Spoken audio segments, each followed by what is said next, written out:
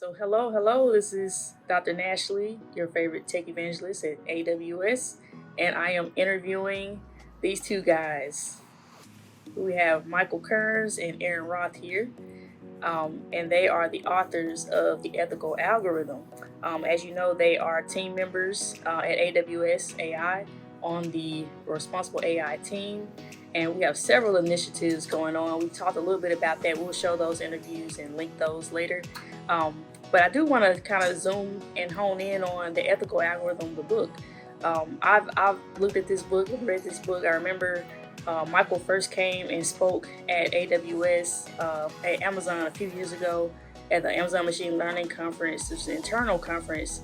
I thought it was just very amazing. I had to track this guy down, and then lo and behold, he joins the team, and so it was great to add him. And so I just remember the book having lots and lots of examples of really how do you make aware that this is an actual problem, and there are concerns, and how you look into them. And so, welcome guys to today's quick recap of that. And so I'll just let you, tell us your take on the book. What was your inspiration behind it, and how has it helped? I'm sure lots of people have reached out, about the book today, and just curious how it has helped others, be more mindful of these topics. Yeah, I mean, I guess the original motivation for the book came about when an academic publisher had an editor representative visiting here, and they asked to talk to each of us. And so the next day I came into Aaron's office and said, "So should we write a book?" And then we said, "Okay, what should it be about?" But I think we immediately saw that there was place for a book on issues in ethical AI. It was more solution-based than focused on the problems themselves. So, prior to our book, there were excellent books like Weapons of Mass Destruction that did a very good job of conveying to a broad audience what some of the pitfalls of machine learning can be, especially demographic bias. And Aaron and I had already been working for a few years in the research community, thinking about solutions to these problems, about how we can train models that avoid demographic bias in various ways. And so we thought, okay, very nice books before us have identified the problem well, but we were pretty sure that it wasn't widely known outside of research circles that there were potential solutions as well. So that's what we decided to write about.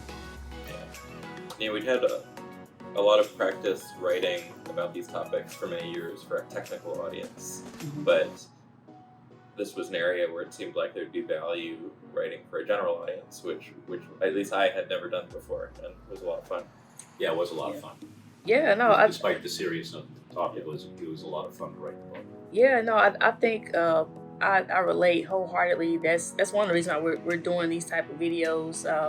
Oftentimes the people who are affected by the technology are the last people to understand the issues and the problems. And so the more we can do to kind of demystify these things and these topics, I think the better. In terms of where has this book taken you in terms of, I know it has probably spun up many more conversations and many more initiatives. And so just curious, like, how has the book helped you in what your work is today? I mean, I think for me, the greatest benefit of the book has been as a way of engaging people who work in AI and ML but are themselves not scientists in conversation. So I think the sweet spot, or the sweet spot of the audience for this book are people like technology regulators, technology executives, people who know about machine learning, work in the business, but aren't kind of deeply embedded in the technical problems themselves. And so just having this book and being able to, kind of give people something that are less technical, a way of thinking a little bit more deeply about these problems, has eased a lot of conversations for us, I think, with those kinds of people. Yeah, it's put us in front of audiences that I think we wouldn't have been in front of otherwise. So we spoke at the Brookings Institution, and among the places I've given the book talk is like the AARP. You know? Yeah. Who would have thought? Yeah, or Facebook advertising executives. So that's I think been the most satisfying part. And I mean, of course, whenever you write a book, you'd always be happy for it to become like one of the summer beach reads that everybody in the country is thumbing through. But maybe this next summer. Yeah, maybe next summer. But that wasn't our primary intent. It was to more reach the types of audiences we've been mentioning. More summers coming up. Yeah. We've had Hope springs eternal. a few limited summers here, so we still got hope there. I love the idea of being more inclusive with tech in general, and the more inclusive, the more brain power we have at the table, the more diversity of perspectives. You all have birthed an amazing lab here at the University of Pennsylvania and been able to contribute a lot of those students to the AWS AI team. And I mean, how do you do it? How do you keep the top talent coming in and the interest there and just publishing papers? It's like a well-oiled machine. And so how does all that happen? Well, I guess we've always been able to get good students, but one thing I will say is that on these particular topics, it's become, one of the great things about working in this area is that people from diverse backgrounds want to go into kind of the responsible AI end of things, right? That they find that particular topic appealing based on their background or their own experiences, as you were talking with our student, Alex Tolbert. So that I think has, made a pretty well-oiled machine even more well-oiled. And so it's been great because we've been able to recruit not just good students, but students from very diverse backgrounds. And it builds on itself. Once you've got a good group, the group itself, in large part, I think, attracts other students. So,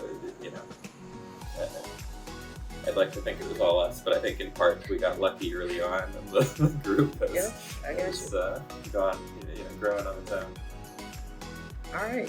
Well, I appreciate your time here. I did kind of just come and bum rush your Saturday morning. Anything else you'd like to leave folks with before you go, or anything coming up next? It was great that you were able to stop by and hang out with everyone and see Penn.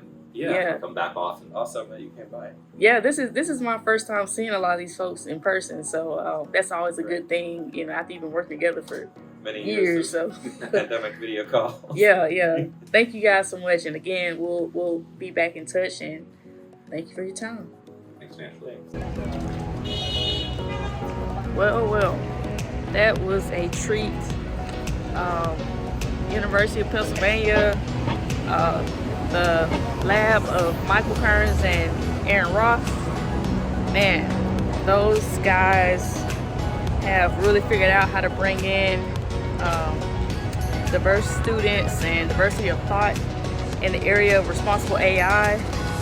Glad to have them a part of the team, the AWS AI, and excited about those interviews and the work that those folks are doing, the research. I think we have a lot of great things in store. There's still a lot of work left to be done, though, so remember that, and don't be afraid to ask questions. There's a lot of ways to explore those topics and to just keep the progress moving.